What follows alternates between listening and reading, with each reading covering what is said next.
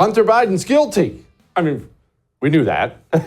But the news of the day today is Hunter Biden is pleading guilty. Now, I'm not going to get into all the stupid legal terms, but here's what you need to understand about the guilty plea.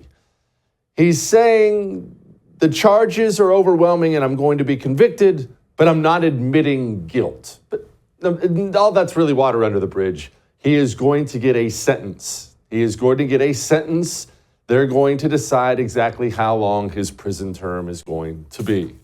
And you probably remember how many times Joe Biden and his people went out and made public statements. Joe Biden said this himself, but this is Korean diversity hires saying, I'm not going to pardon him.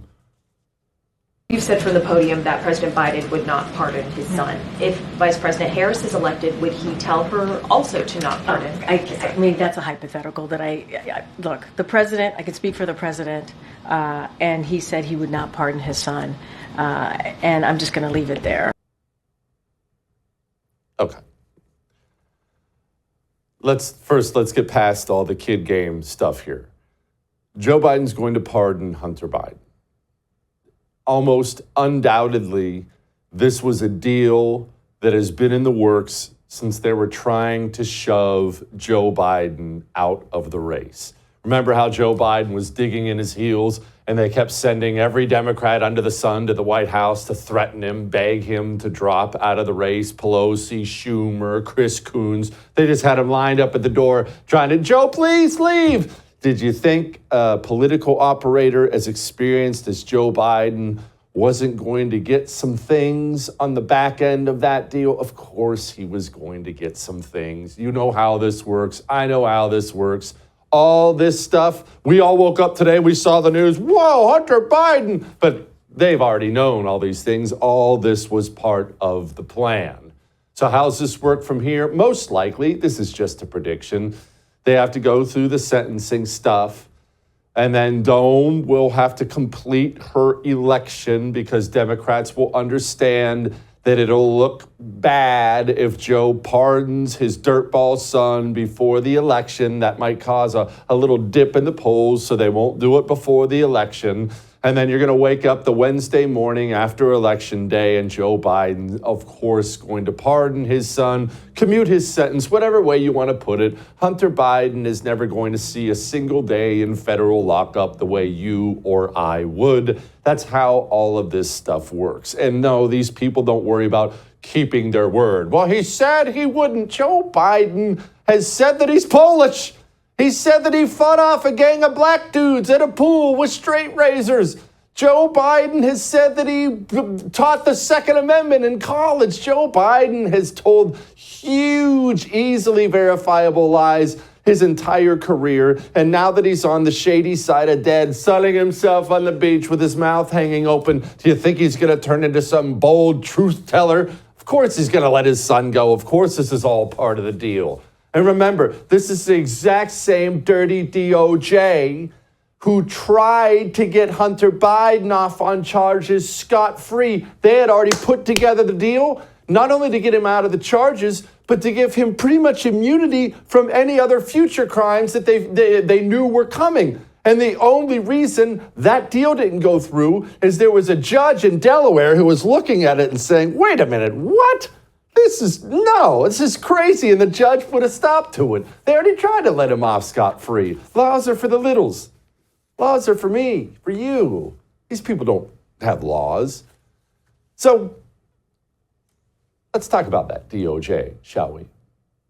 Because there is something that frustrates me to no end. I've seen it happen so many times. And every time it happens, it's you know, have you ever seen one of those cartoons or movies where the guy's just bashing himself in the head out of frustration? You ever seen that scene before? This is what happens to me every time I see this. The left will never, ever, ever, ever, under any circumstances, participate in a right-wing op. What's an op? Well, Tim Walz, it's a good example. Remember when he got in the race? And it turned out he's a stolen valor, cowardly dirtball. Let me ask you a question, a real honest question. did you see a single Democrat, elected Democrat, or left-wing dirty commie pundit on any channel, radio, anywhere, did you see a single left-winger pile on Tim Walz? One. Did you see one? All I'm asking for is one. Did you see a single one? Of course you didn't. No, you didn't.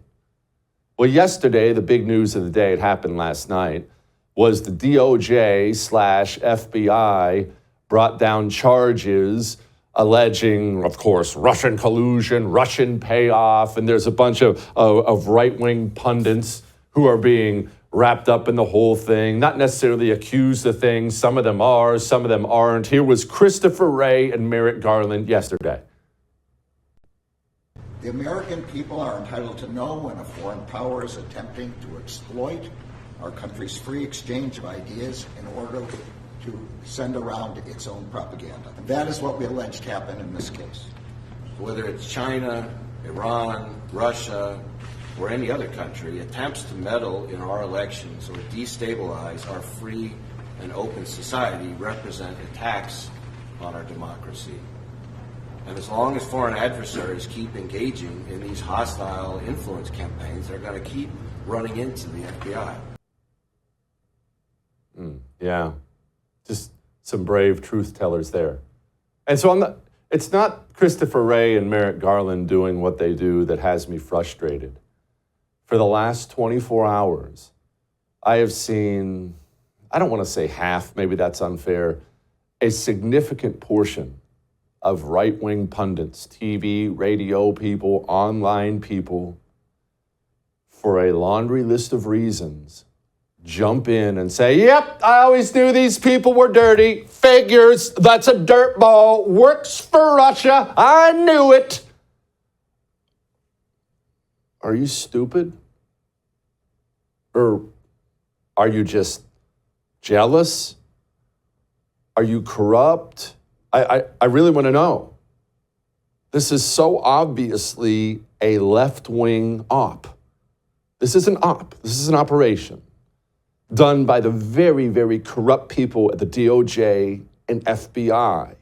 This is an operation that happens to drop right about the time early voting begins for the presidency. And right about the time the left is going to ramp up its Russian collusion narrative against the right, the DOJ, FBI happens to bring down a major public indictment on pundits on the right.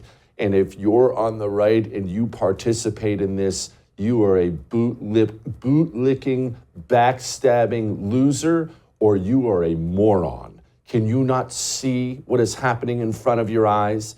And look, I want to be clear. I have no idea about the validity of these charges, none. But after what you have seen and what I have seen over the past few years, the default position for any patriotic American citizen is DOJ's lying, FBI's lying.